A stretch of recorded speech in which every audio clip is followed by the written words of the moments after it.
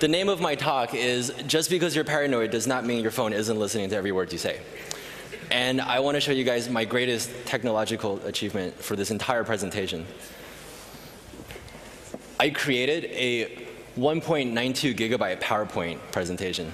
And so if this thing finishes and we can power through the PowerPoint without my laptop bursting into flame, I think we've really accomplished something. And as last time, I come bearing gifts. We're going to donate all of the hardware that we present to the hardware hacking area outside. So after this presentation, if you want to play with the Cisco phone that we're talking about, you can absolutely do that. The hardware is yours.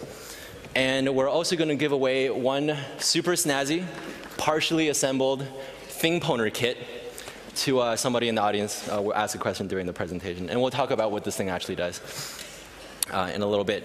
But a little bit about who I am and what I do. I am now a fifth-year PhD candidate at Columbia University's Intrusion Detection Systems Lab. And here are some of my publications that I've put out in the last 5 years. What I do, I've spent the last 5 years thinking about ways to defend embedded systems against exploitation.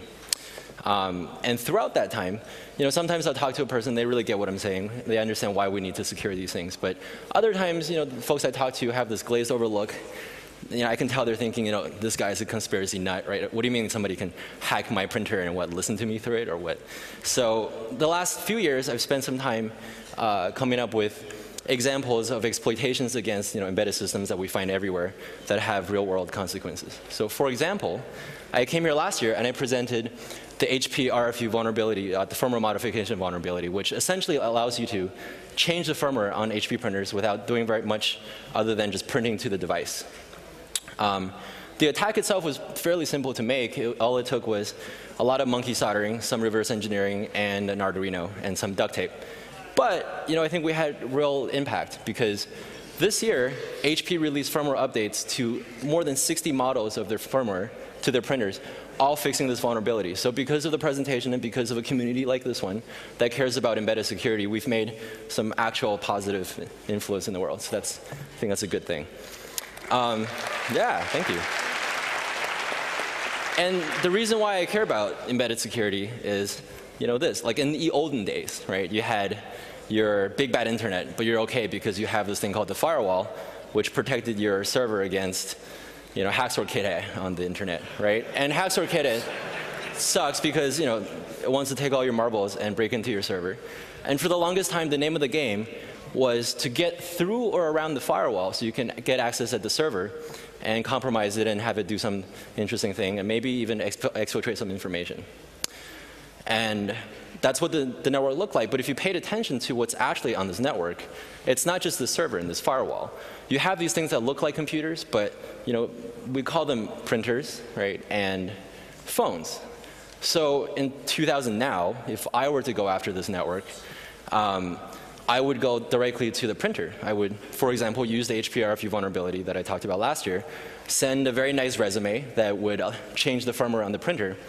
And once I get control of this device, I could steal all your super sensitive information that you print out of the thing. But really, that's not my end goal. My goal is to use this as a launching off point so I can go and compromise other computers on your network, like this phone. And once I have access to all of these embedded systems, I can then use these guys to attack the general purpose server on your network.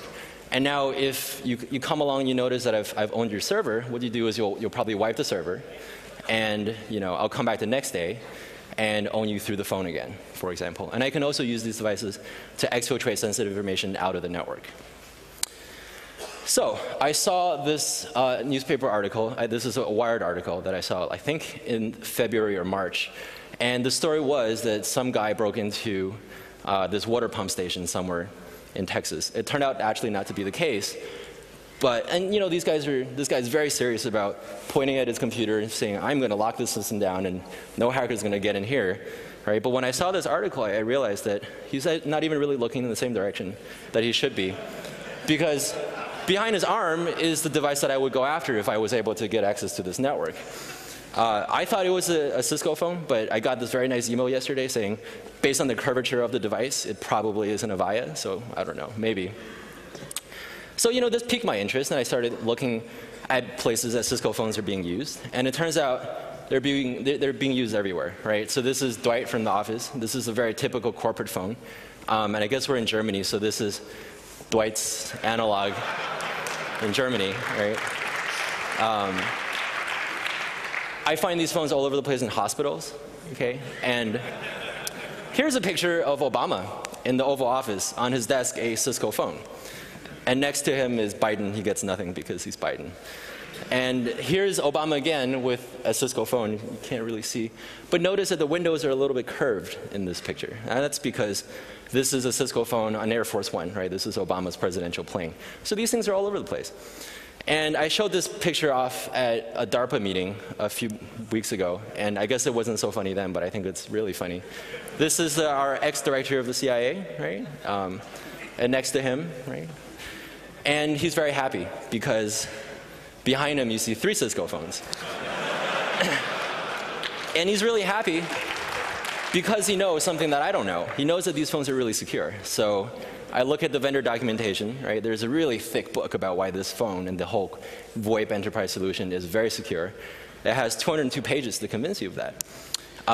It says, everything is signed firmware, so you get a check for that. Right? Everything has FIPS certified crypto in this phone, whatever that means, so that's another check. There is a secure operating system, right? Undisclosed, proprietary, but it's good, so that's okay. There is Java, right? So this is, well, when this was written, this was 2002, so having Java in the thing made it secure, and it was great. And there's a minimal attack surface, and the whole thing has secure admin interface, meaning HTTPS and SSH, which we'll talk about. But if you get past all the vendor speak, this is what you're looking at, okay? At the heart of the whole thing, here is not really a phone, but it's a general purpose computer put into this plastic case that makes it look like a telephone. At the heart of this computer, you have 2 chips. On the left, you have the suspension flash chip, and on the right, you have the system on a chip, a SoC, rebranded by Cisco, but it really is this Broadcom BCM 1100 VoIP engine. This is really the only image I was able to find about this chip open on the internet. But if you break it down, okay, this is what you have. You have the SoC, and next to the SoC you have flash. They call it ROM, but it's really not ROM. You have some RAM, and you stick an Ethernet PHY on it, and you get a computer. And if you change the SoC, okay, change it to a Marvell, this will give you the HP printer that I talked about last year. But what makes this thing a phone is the fact that there is a hardwired microphone attached to it. And there's this little switch that is here that tells it when the handset has been picked up. It's called the off-hook switch, right? Now, that's what the hardware looks like. Let's look at what the software actually does. It does sign everything. So when the phone boots up, it verifies the signature on the loads that it runs. So that's true. On top of that, it also checksums every file. So, it does both things. And like the name suggests, it is a Unix-like environment. So this thing we're working with is called CNU, which stands for Cisco Native Unix. And it, unlike the printer that I talked about last year, this thing actually has processes. So we're really moving up in the world. It has memory isolation, so different processes have different memory spaces, right? So they're not falling over each other, which is good. And you have non-writable text sections and non-executable data sections. And on top of that, this phone does really have a very minimal attack surface. So all the features that it runs are basically turned off at boot time. Although you can enable these features over TFTP, which we'll talk about in a little bit. And the system is locked down. So the only thing that runs as root on this phone is the init process, which means if you found a vulnerability somewhere in a non-privileged process, you're going to have a hard time getting root on this phone. Let's see. And on top of that, it has SSH, HTTPS, and all this good stuff. Right? And I'd like to point out, if you want to play with the firmware images and the binaries that I'm talking about, you can actually go to this website and download a unpacker that unpacks all this stuff that's been around since, I think, 2009. I think the hosting company here is really terrible, so half the time the site is down. But the link isn't broken, so keep trying. Okay, so let's talk about some of these security features and what it really means. Okay? It has 100% signed firmware, which is good, but this thing is really only applied at boot time, which means after the phone boots up, you can log in and download any binary you want and download it to the temp directory over TFTP and execute it. So you still get arbitrary execution on this phone, just not while it's booting up. So that's not very useful. And then on top of the signature verification, all the important files are checksummed. But Etsy password is one of these files. And if you notice, Etsy password contains the default user, right? The password is user, I told you a big secret, that is guaranteed to be on every Cisco phone. If you want to disable this account, you actually can't do it because the phone will notice that you've modified a file that's not supposed to be modified, and it will restore the default user and password on the phone. So can't get rid of this. This is guaranteed to be on every single Cisco phone that you come across. Can't change it. And if you change that, you've broken signature verification, right? So that voids your warranty. And then there's SSH. There's so much laws in SSH that we're going to save it for a whole different independent section of the presentation, but we'll get back to it. Just want to say, SSH here, the way it's implemented, makes it actually worse than having Telnet. So we'll talk about that. Okay, I'm going to hand it over to Mike, who's going to talk about our initial attempts to break into this bad boy. So let's start talking about exploitation of the phone. So the first thing that we tried to do was a very upfront, front door way of getting it, where we were just going to try to SU to root. Okay, and so as Ong just said, we have well-known, it's on all the Cisco forums and Cisco documentation of username default, password user. So we thought, well, maybe they do the same thing for root. So that there's going to be, we log in as root, and we have this device vulnerability scanner that looks for default, well-known default usernames and passwords. So we try things like root and Cisco and the very secure Cisco 123. But it turns out that we can't actually get into the phone this way because we were met with actually not a password prompt, but a challenge and response prompt. So the next logical step is we try to break challenge and response. So the way that we go about breaking challenge and response is first we get the login binary. That again, we were able to get through this really nifty unpacker, and we load it into IDA.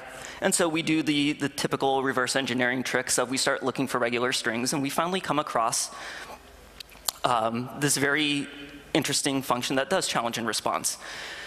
And the challenge and response function, basically it generates a random challenge, and it also comes out with a corresponding response. One of the things that led us there was this really interesting string called Dick and Jane. It's not actually Dick and Jane, it's something similar to that, but we didn't want to infringe upon anything. So that is used as either some padding or as a seed to the challenge. We're not actually quite sure. But there's more interesting is that there's this super secret table in there, which looks something like this. It's just a bunch of uppercase letters strung together, and it actually turns out just to be the English language alphabet 6 times and randomized differently each time. And then, of course, there's some randomness in there. That's in the challenge. So basically what we have here is this static system that doesn't have any per-device configuration, so that we know that if we can reverse the algorithm that they're being used here, that it could apply not only to the phone that we're working on, but across all of the Cisco CNU phones. So we take this algorithm, we turn it into Python, and we fail again. So what we get is we have the challenge, we send it the correct response, and we're told that this account is currently not available.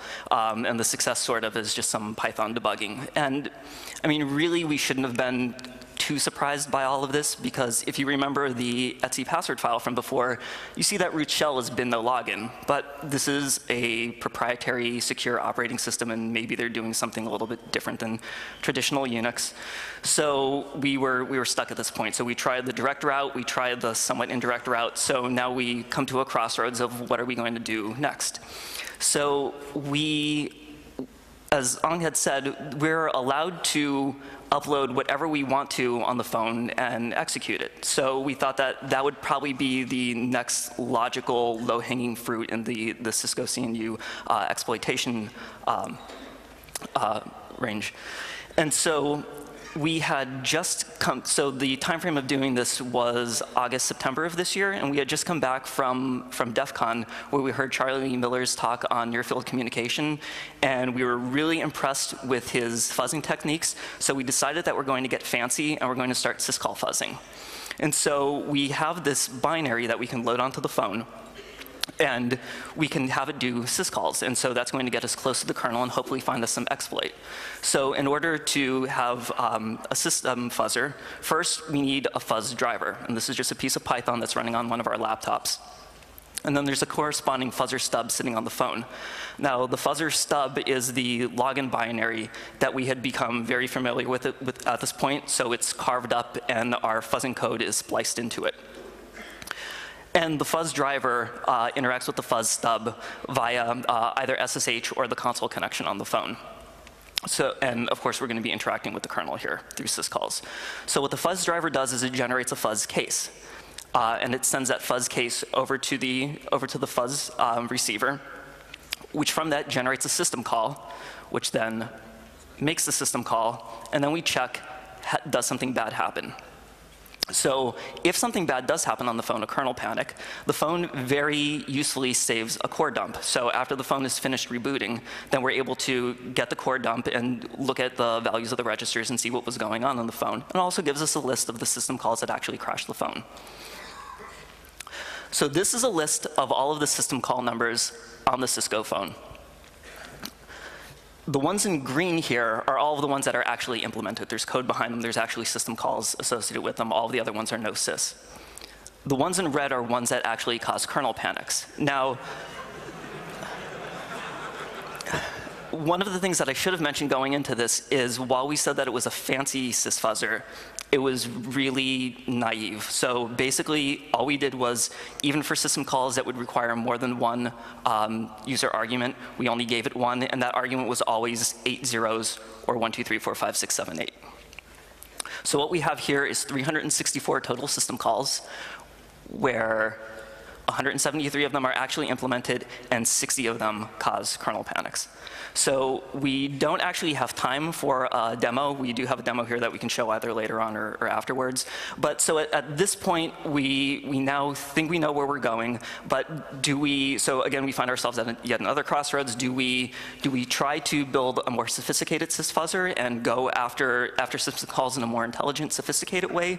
Or do we start looking at the system calls themselves in IDA? For that, I'm going to pass it back to Ang, where he'll talk about the anatomy of CNU executables and system calls more specifically. Great. And maybe we'll show a demo of this if we have some time. So we're only 17 minutes in, so maybe we do. I want to give a very basic run-through on how your typical CNU executable works so we can understand how we exploited the kernel a few slides down. So here's your little program. And we're working inside a Unix environment, so this is all very typical. You have your text section where the code lives. And in this case, the code lives at this memory range, 2000, 000. And there's a second section where the data and the stack and the heap and various dynamic memory constructs live, and it's mapped here. Okay? And this, along with the libraries that it might map, constitutes the user memory space. And on top of that, you have this big green thing, right? It lives at 80080000, which is this typical memory location for where the kernel should live inside MIPS. And this is the kernel. And in this case, we're working with CNU Cisco native Unix version 4.1. So let's talk about what happens when a userland application invokes a syscall. Okay, so I'm a program, I'm running, and I want to make a syscall. So let's say this syscall takes a memory location as an address to a buffer or a struct. So I call malloc, and T1 gets the address of some struct that's allocated somewhere in memory. Okay, I do some stuff to it. I fill some information in. And I load, remember we're in MIPS, I load the value 3 into register A0. Okay, this constitutes this syscall 3 that I want to invoke. And I want to move the value of T1 to A1. So this is a parameter that I pass into the syscall. And then all I do is I issue the syscall instruction, and a software interrupt happens, and context goes between the userland application to the kernel. Okay, and in the kernel, there is a thing called the syscall handler, right? It takes argument A0, which we passed it, that's the syscall number, 3 in this case. And A1 is the pointer to some memory, some struct that's inside userland memory. The kernel handler looks at A0 and looks up this table called the sysent table, right? It's an entry of all the syscall numbers versus the pointers to the functions that correspond to those syscalls. In this case, you know, we have syslols. Like Mike said, we changed some of the names around, okay, so that we don't actually violate copyright, et cetera. And I like to point out the program says that my name is Stefan Havermeyer, and that's true. So if Cisco wants to sue, please direct lawsuit to Stefan and not Ang. Anyway, so we find the location of this pointer, right? It's in T9. we move T9 to the syslaw pointer, and we move A1 to A0, and we do a jump and link register to T9, and that's how we call the syscall. Okay, simple. So let's talk about how this syslaws actually works, right? We can't say exactly which one this is, but I will say this is not a vulnerability inside a specific syscall. It's a pervasive problem inside the syscall interface, and we found, I would say, half a dozen, maybe more syscalls that are vulnerable, just like this one. But, so inside the syscall, which lives in the kernel, right? On the left side, you have user memory space. It takes A0, which is the parameter passed in from the userland application, right? And this data structure is just two pointers, pointer A and pointer B, which points to yet two other pieces of memory inside userland. Okay, the kernel gets some data structure inside the pointer A, we call it T1, and then T2, and what it does is it copies some data from T1 to T2. Right? So that's how it works, and the syscall ends, and everything's fine. But what happens if we don't play nice, right? You can see where this is going. So we control everything on the userland side, so we still have to point to T1, where this is the source of the thing that we want to copy. But T2, let's just point it to the kernel, right? And this is why we call it syslaws, because it'll continue working like everything's okay, no input validation. So it would happily modify whatever kernel data structure, whatever kernel memory range you want it to, which gives us very trivial arbitrary memory modification inside the kernel, which gets us arbitrary code execution. So we own the kernel, right? Which is good. So what do we do once we can modify anything we want in the kernel? Well, we're kind of lazy, so we went after set UID. Usually the logic is if I'm supposed to be root, right, set it to 1. If not, set it to some other value. So we said no, let's just set it to 1 all the time, and everything's cool, right?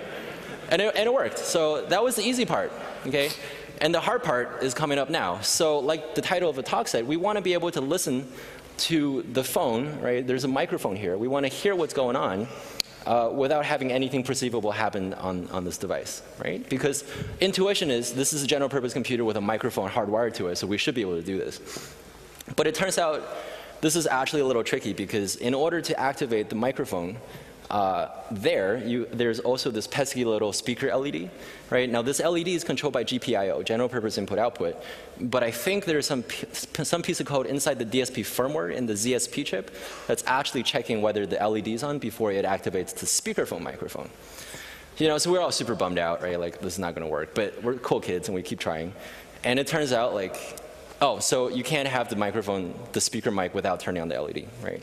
But it turns out this phone has 2 microphones. Duh, right? There's a handset mic right here. It works fine, and there's no handset on LED. The only thing we have to finagle is this little off-hook switch here, right? And like I mentioned before, all of these things are general purpose input-output, so we should be able to reprogram it and flip it on. And then we would be able to, win and be extra fancy.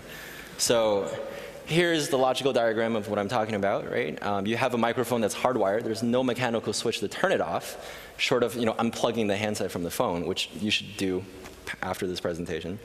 And there's a GPIO, that's the off-hook switch. Now, it's configured for input, but you can reprogram it to be output, right? Because it's general purpose. And thanks to my friend Michael Osman, he gave me this really cool idea. You can solve 2 things with one. So you can actually change this so that you can reprogram the off-hook state. And also you can turn this into a funtenna where you can actually send RF signal out through this approximately 8-inch long wire, right? So we haven't done that yet, but I think it'll work. So we're going to try it at some point after this presentation. Okay, so let's look at how this phone actually works. There are components inside userland and in the kernel. So in userland, there's the JVM, which runs a Java application, which is responsible for displaying the screen, handling native interface, JNI events about button presses, call setup, and all this stuff. And there's a userland DSP application that basically is a driver that communicates with the JVM and the actual DSP chip that configures the microphone, the various codec coefficients, and all that good stuff. So in order to pull this demo off, we're going to have to make 3 modifications. First, we patch the DSP, then we patch the kernel, and then we patch the JVM. Okay, in the DSP, you have audio path control. So this tells the DSP chip where audio is coming in, how it's transcoded, and where it's going out, right? Whether it's going out to RTP or it's going out to a speaker, etc. It also has gain and volume control, right, to say how much gain you put on the input of the audio and how loud to display or to play back things. And you also have DSP resource managers, right, because this thing can actually do onboard call conferencing. So it allocates how many transcoding resources that are simultaneously going on. And it also keeps a collection of RTP sockets. This is UDP sockets used to send data out to the various counterparties that the phone's talking to. So for our attack, the first thing we do is we activate the handset audio path. So at this point, nothing's happened. We've just configured the audio path, like patching the wires so that we say we want to get data from the handset, okay? And then we set various ZSP coefficients to bump up the gain on the microphone. And the last thing we do is we allocate a little RTP socket going back to the attacker so I can hear what the phone's doing, right? At this point, packets aren't being sent yet. But, for good luck, we drop a little rootkit in here that, is basically a little conduit that gives us arbitrary memory modification in the kernel over UDP and all this good stuff. So that's the hard part. And then the last thing, well, the second to last thing we have to do is modify the GPIO for the off-hook switch pin, right? We configure it from input to output, and we set the thing to high. So we've not physically, but logically picked up the handset. Last thing we have to do is modify the JVM. Now, the JVM is responsible for a little driver that communicates with a DSP userland program, which then in turn communicates with the ZSP chip. And it also has all the fancy logic for SIP and skinny call setup and all this good stuff. And it also has JNI for button presses and all these interface events. But the thing that we care about is the screen driver. So when you lift up the handset, there's a tiny little handset icon that comes on the lower left-hand corner of the screen. So we don't like that, and we want to disable it. So we patch the JVM, that thing goes away, and we're done. So that's the crux of our demo. The last thing I want to talk about is the thing poner. So Mike has one. We're going to give one away. This is a device that I made so that I can walk up to a phone to do a physical attack against this device. So imagine, I'm coming in for an interview, right? You printed out my really snazzy resume. You're reading it, and everything looks good. You turn around, I plug this thing in, and I hit a button on my cell phone. So the thing poner, I guess you can plug it in while I say. So Mike is going to turn on the thing poner, and we're going to plug it to the back of the phone, not the Ethernet port. We're going to use the RJ11 aux port, which does RS-232 communication. It's a console port on the back of every Cisco phone. So we connect this guy, and I'm going to use my smartphone to pair to it over Bluetooth. Okay, this is basically what the user interface looks like. Once I do that, I hit the home button, and what I'm going to do is, well, first I connect. I don't know if you can see my phone here. So I hit, and then I hit the auto home button, okay, which does something very simple. Okay, so I hit the auto home button, okay. Now, I guess I'm very brave that I'm doing a Bluetooth demo in front of a room full of hackers. But please be nice. So what this phone is doing is it's transferring about 900 bytes of data through Bluetooth to the thing poner, which is then saving that data onto a temp directory, or inside the temp directory onto the phone itself, and then executing our little exploit, which will give us root access. And once it has root access, it's going to go and patch the various components that we just talked about. And if it worked, maybe. Okay, now Mike is going to run. Okay, by the way, so check out the phone, right? The exploit just worked. The volume thing comes on sometimes, but eventually it goes away. And can we cut back over to the computer? All right, so let's go back to the computer, and this is what's going on, okay? And can we also have somebody from the audience, I think we met him just before, come up and maybe say something in front of the phone? Robert? Just so that we can prove we're not, faking the demo, right? This phone is actually listening to, oh.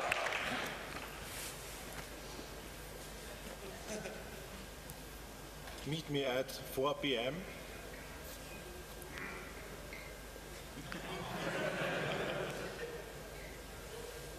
Yeah.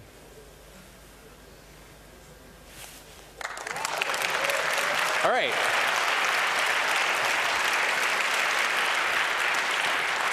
Can you go back to the spectrogram? So you can see, the audio quality on this thing is not so bad, right? Like you can talk into it and it's slightly louder, but when you put the microphone against the phone like this, you can hear just fine, right? And nothing happens to the phone, so just because you're paranoid doesn't mean your phone's not listening to everything you say, right? And there's no way you can tell whether this is happening or not, because you can actually make a phone call, work just fine. And we'll just leave it on, why not, right? Let's go back to the presentation. Okay, so that's the thing pointer. And if we have time, I'll talk about this cool little trick that I came up with of sending arbitrary data over VT100 terminal without Kermit. So we were actually able to transmit arbitrary binary and have it execute just with console port. According to Cisco, these are all the phones that are vulnerable. But if you look at their product offering, I think this is basically every single phone that they didn't buy from Tandberg, right? So this is basically the bulk of their product offering. And this is, they called it a local privilege escalation vulnerability. I call it a kernel vulnerability, right? And the condition for this is if you run a 7900 and you don't have patch 9.3.1-ES10, which isn't really out yet, you're vulnerable. So every Cisco phone you've touched in the past, I don't know, 6 years, had this bug inside the kernel, right? So think about that. I guess what Cisco is saying is, it's time to patch, and the patch to get is this patch. Mike will talk about what that patch does in a little bit, but I just want to give you guys an idea of the timeline that this happened. So initial disclosure to Cisco, 10/24. Then Cisco asks, okay, I've gotten your proof of concept to work 2 days later. And then, a week later, they come back and said, okay, guys, the problem is fixed, right? And Mike and I kind of scratch our heads and we say, wow, they fixed input validation in the kernel in a week. That's really good.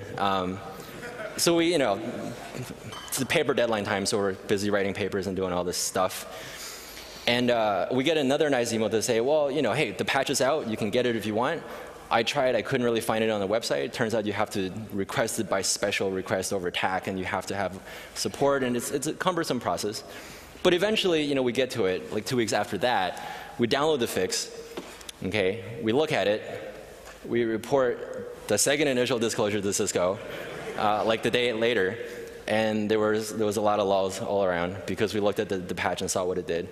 And then like 6 hours later, Cisco responds to say, well, okay, it works. But that's actually good. So I want to hit the Wayback Web Machine and talk about our experience with Cisco.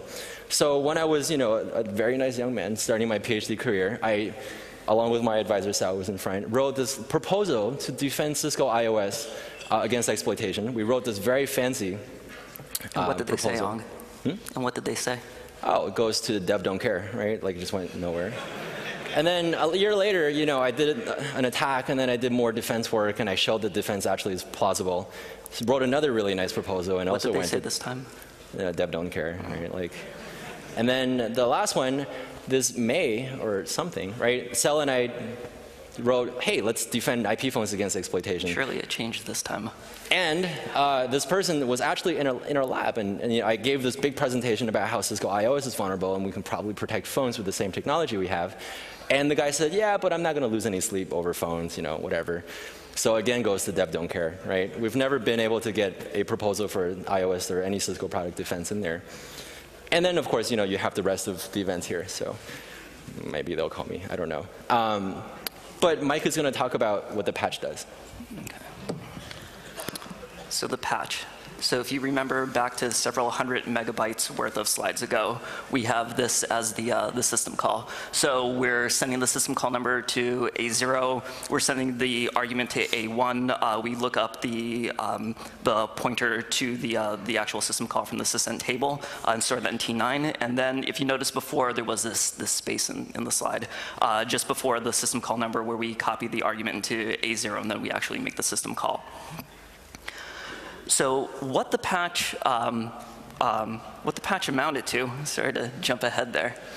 What the patch amounted to was, well, we took the new code and loaded it onto our phone, and we ran our exploit code on it, and it crashed the phone instead of giving us the privilege escalation. And then we thought we made a mistake, so we ran it again and again and again, and it was the same thing. So our privilege escalation exploit turned into a denial of service exploit. So we started looking. So we loaded the new firmware into IDA and started looking at it. And so we were going to look obviously in two places. So either at syslulls, in which And that was identical, no code change there. So the only place that it could possibly change would be in the syshandler code, which we have here. And what the change amounted to was that they said, if the argument you're passing in is greater than 8000 in the upper bytes of the register, then exit the syscall. So if it's in if you're pointing at something in kernel memory, then that's bad, stop, exit gracefully. And otherwise, everything's cool. So just closer up. Like this is what the code amounts to. There were a couple other lines in there, but this was the primary part of the code. So now there's the question for the audience, in which whoever raises their hand and answers correctly wins this do-it-yourself version 1 of the thing pwner. So why does this not work? I saw that hand up first, and I could be, I'm sorry if somebody else raised their hand first. So what's the answer? It was the red jacket I saw first. Okay. Basically, if you feed it the 800 address and precisely that address, you can still overwrite the complete kernel. No. Not? No, no, no. So I saw that hand next. I'm sorry, I'm favoring people in the front. And I'm sorry I'm making you run.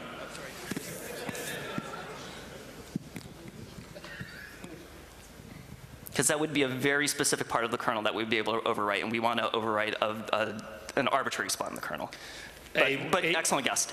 A1 is pointing to a structure in user memory, and the pointers in user memory isn't checked for illegal kernel accesses. Excellent, sir. You just come on on stage either now or later and get yourself a thing pwner.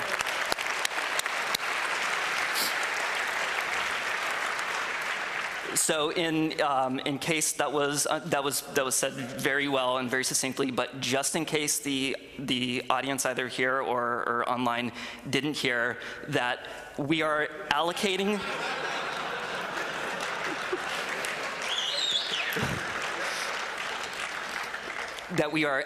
a structure in userland, filling it with kernel data, and then passing it to the kernel, thereby making it pass the greater than 8000 in the upper 8 bytes. And Ang also noticed this, that with the amount of code and between the time that we notified them and the release date, it was approximately 1 line of code per week. And when we notified them of the second one, it was basically take the proof of concept code that we had sent them before, increment one of the constants in there by a small constant factor, and the new exploit worked. So let's talk a little bit more about remote attacks instead of just this local attack, and then talk about like actual defenses to this instead of just poking like at the kernel and poking fun at the vendor. Yeah, so it's in the pointer, right? So I want to talk about 3 scenarios for remote attack, and they're ordered in the increasing level of snazziness. Scenario number 1, let's say this is your network, right? You have a voice VLAN, so this is the typical deployment recommendation by Cisco, where all the Cisco phones live inside the voice VLAN. You have on this network a phone and also a TFTP server where the config files all fetch from the server. And then you have, let's say a lobby phone, right, that's out in the public, and a bunch of other phones. On the left side, you have the office VLAN where your desktop lives and your printers and et cetera. So attack scenario number 1, right? Local SSH authentication bypass, and this is why I save SSH for later. Here's how SSH server works. So a phone or any other device on the network, usually phones don't SSH to each other, but they do when you own it with a thing pwner, right? Will make an SSH connection to this phone here, and what the phone will do, right, is to say, okay, I know how to do SSH, but let me first ask my TFTP server for the authorized keys file. Okay? And they do this because every file has to be checksummed, and it's very cumbersome to do this sort of per device file that has to be sitting on the phone, that kind of breaks the whole checksumming thing. So this phone downloads the TFTP file, or downloads the authorized keys file along with all of its configuration that turns on and off various services over TFTP, which is a really secure protocol. The TFTP server will say, okay, got it, here's a file to use, right? And if you have that, you can finish your authentication, and the phone will say, I got 2 options for you. One, you'll do key-based authentication or password-based authentication. And if you have the key, you get in. If you know the password, you get in. But what if we don't play so nice, right? This time, I've owned the lobby phone through a thing pwner, let's say, and I tell the phone I want to do SSH. Okay, the phone says okay, and then, I send you a little ARP message that says, don't worry, I'm the TFTP server, okay? And the phone says, like, okay, that's cool. And we actually have a demo of this, but we'll show it if we have some time. And so to the phone, I become the TFTP server, right? And I say, look, I have a TFTP or authorized keys file for myself that you should use. The phone will download it and say, what a coincidence, you have this key that you're supposed to authenticate. And then it works, right? So this is, I didn't report this as a bug or a vulnerability because, I read the manual. This is the way it's supposed to work. This is how the phone gets authorized, the authorized keys file. This is the heart of SSH authentication. So not a hack, right? So that's not very snazzy, according to Cisco, right? But let's talk about scenario number 2, where we're doing layer 3 SSH authentication bypass. By the way, once we get SSH, right, we can do the local privilege escalation, get root on the kernel and all that good stuff. So can you do this on layer 2 without ARP, or layer 3 without ARP? Okay, probably, right? So let's say I'm the printer that I just own, right, through my resume, and I want to own this phone. I SSH directly to the phone, and I know that this phone is going to ask for the authorized keys file. But I know that this is coming, so I send it a whole bunch of UDP packets source spoofing the TFTP server, right? As long as I can guess this TFTP request ID, I get to beat the TFTP server, right, to the phone. And as long as I win this race, I still get to send my authorized keys file to the phone. Now, the authorized keys file is just one UDP packet, so this is actually a pretty easy thing to do. And the attacker has the advantage here because we know exactly when the phone is going to make that request, because we know exactly when we made the SSH request, and we know exactly how long it takes the phone to generate the TFTP request after SSH negotiation and all that stuff. So we can time this thing pretty closely. Okay, so this is layer 3 SSH authentication bypass. That's number 2. And number 3, I want to talk about my super snazzy 2-stage remote exploit. But the problem is, you saw the patch and how it didn't actually work. So we're not going to talk about the remote exploit for Cisco phones. Instead, we're going to talk about the exact same situation for another class of devices, HP printers. But here's the general idea. I mean, this is how we always exploit kernel vulnerabilities, right? You find any vulnerability in any non-privileged process anywhere on the system, and you execute some code, and that code is going to be your stage 2 code, which is then going to be used to compromise the kernel, right? Like, this is very typical. Now, how are you going to find vulnerable code inside these other processes? I mean, do they even exist? So let's be lazy about it. And this is data that is in our latest paper in NDSS. It's going to be published in 2 months, but the PDF is available now. So I encourage everybody to check this thing out. It's got a lot of really interesting details. So we looked at all the HP RFU images that are put out, right? We looked at 373 different images. And out of those, 300 of them had at least one known vulnerability that is at least, I think, 6 years old in either zlib or OpenSSL. So here's a way you would be able to find a way to exploit some code on these phones, right, without doing too much work. Here's a better breakdown. We're out of time, so I'll super go fast.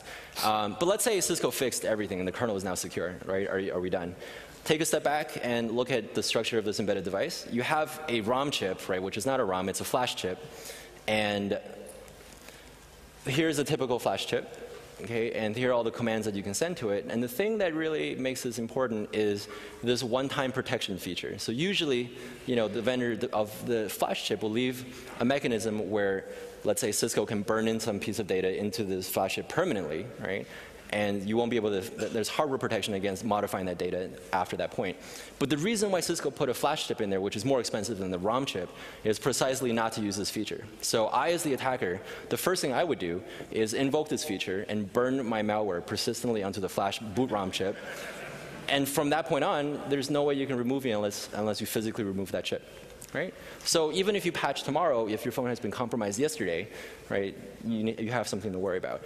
Like Mike said, it's easy to poke fun. It's easy to point out flaws of others. But I've spent 5 years of my life thinking about ways to defend embedded systems. So I want to quickly talk about what I think is a good solution. In my version of the good solution, I want to do something practical, right? Which means I want to be able to retrofit existing devices with host-based defense, right? But I want to do a little bit more. I want to retrofit arbitrary devices with the same host-based defense. We come up with a defense that we all understand, right, is well known, and we should be able to inject it into various devices like phones, printers, routers, and all this stuff. So we have to come up with an operating system agnostic host-based defense. But on top of that, you have to do it in a way that doesn't break functionality of real-time operating systems. So imagine this thing running in a pacemaker or a backbone router where timing really matters. You also have to do it because we want to be practical without hardware modification, because unless you want to sponsor national or global trade in your Cisco phone day, right, we're stuck with the hardware that we have. And lastly, to be practical, you're basically going to have to do this from the binary because you're not going to be able to get source code from the vendor. Right? Cisco is really not going to agree to just fork over their source code to the general research community for everybody to make antivirus for them. It would be nice, but I don't think they'll do it. But so this thing does exist. You know, this is what I've been doing for my PhD career. It was invented at Columbia, and it's been funded by various organizations inside the United States, namely IARPA, DARPA, and DHS. And this is how it works. And there are plenty of papers talking about exactly how this mechanism works. So the key insight here is you want to take a step back and just accept the fact that you'll never understand how all of these different pieces of firmware works. But you still want to be able to inject something that's an invariant into all of these. And the way we do that is by analyzing the binary and choosing a large set of intercept points. So for example, in the Cisco router, we choose anywhere between 15 to 35,000 intercept points, right? And these intercept points, only purpose is to periodically redivert the CPU.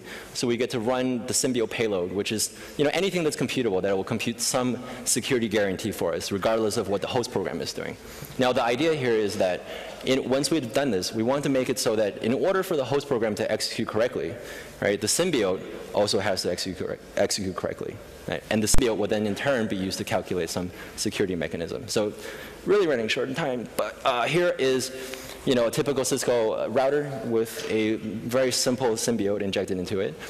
We did a very naive approximation. We got it to work, but if you look at the CPU utilization, right, it's through the roof. And if you ever run a router, right, this is bad, right? Like you don't want your thing to be packed at 98% all the time.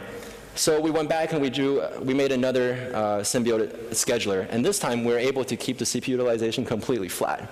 And you know, there's a paper talking about how we did this, and we still get the same detection latency, the same performance. Long story short, this turns, right, an unusable solution into a very usable solution. And I wanted to show a demo of this phone being protected with our Symbiote technology, but you know, didn't really have time. So what we're going to do is show exactly this phone running the latest Cisco patch, which will still have a vulnerability in it, probably, running our Symbiote defense at RSA in 2 months. So that's that for my presentation. You know, much thanks to Cisco for making phones.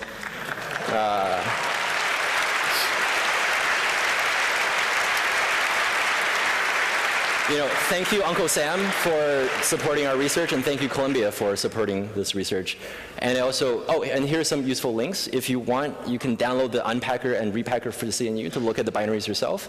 And if you want instructions to make a console cable for this phone, you can find it here. Right.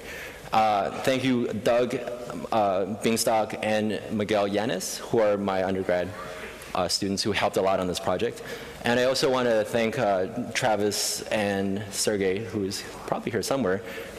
See their talks tomorrow, and the third day and the fourth day. They're going to be super cool. Last thing I want to say is I want to thank you guys, because without a community of people that care about the embedded security, I don't think HP would have done what they did, which is spend a lot of effort to fix the vulnerabilities that they have. So I want you to keep making security important. I want you to say that this is not an OK security patch, right? And I want you to go and look at your desk, and if you have a Cisco phone, complain to your business people and complain to your system admins. And if your system admins or business people, I'm sorry, I want you to do the same thing. I want you to go and complain to Cisco and say this kind of, you know, treatment of a security vulnerability that affects very many people is not OK. So we demand better security from these vendors. And that's it. Thank you.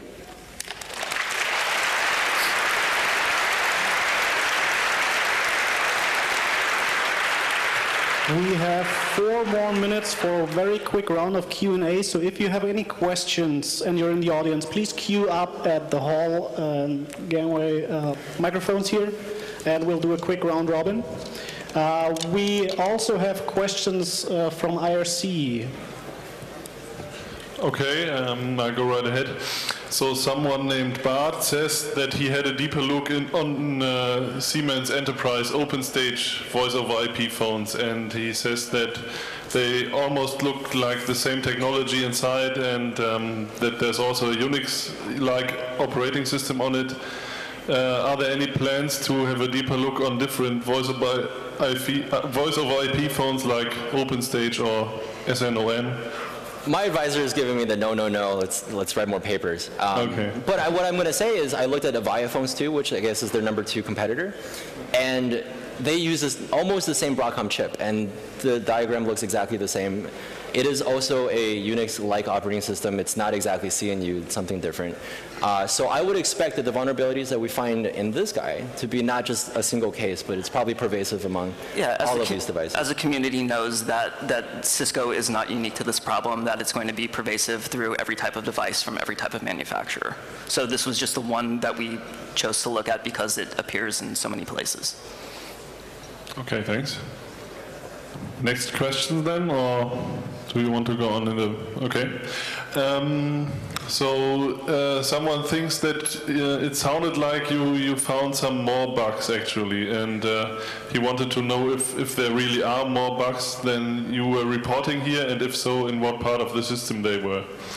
Well, I mean, so like I said, we found vulnerabilities in a whole handful of different kernels. I mean, this is a pervasive problem in the kernel. It's not just one syscall that's the problem. So in that sense, yes, we have verified a few more syscalls that are vulnerable. But, you know, so remember I wrote with Mike this very fancy syscall fuzzer that we haven't even really used.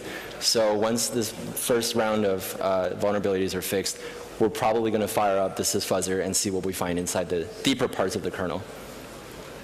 Two more questions, one from the audience.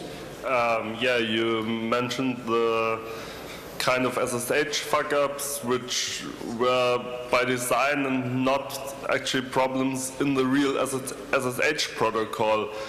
Do you think Cisco learned how to implement SSH itself, probably? Because in the past they didn't. I can say that they didn't. They bought another server and dropped it in there. So that's one of the third-party libraries that I looked at that may or may not have a very old vulnerability that is well known. Okay. But you should go and look. Yeah, but Cisco didn't write their SSH server. It's someone else's. But it's not the one that's been in iOS routers. I don't think it's the same as the one in iOS. I have more on a comment than a question. Okay, thanks. You could probably combine the attack scenario on SSH authentication bypass, the first and the second scenario. You don't have to be on a voice VLAN to make ARP spoofing. You can just do the VLAN hopping and do the stuff, right? Yeah, sure. You could do that. Okay. Thanks for the presentation. Second, how much work you put in this whole stuff? Oh my God, I don't even want to say. So I spent the last 4 days nonstop watercoloring on my iPad. And then I was almost done, and then Mike told me that I misspelled the word embedded wrong on every one of my slides, because when you watercolor things, you don't get spell check, and I had to redraw like half my slides. Yeah, I was actually I wanted to know how much work you invested in hacking this. Oh, so I would say I would say almost as much time as I put into this 2 gig PowerPoint. No. It took about 2 weeks for us to verify the kernel vulnerability, so that was the easy part. I mean, that's the part that I know how to work with. The part of getting a demo that worked, I mean, that took maybe a month because everything is undocumented. You know, we had to reverse everything from the JVM, right, to the DSP, to, you know, the Cisco binary executable format and all this stuff. So that took the most part of the effort. But, you know, in general, I'd say 2 months of work. Plus all the prep work that we did back in May. You know, writing the proposal to Cisco took some time, but I don't know if that counts. Okay, I'm afraid we're out of time. Please give a very warm applause to Ang and Michael. Thank you.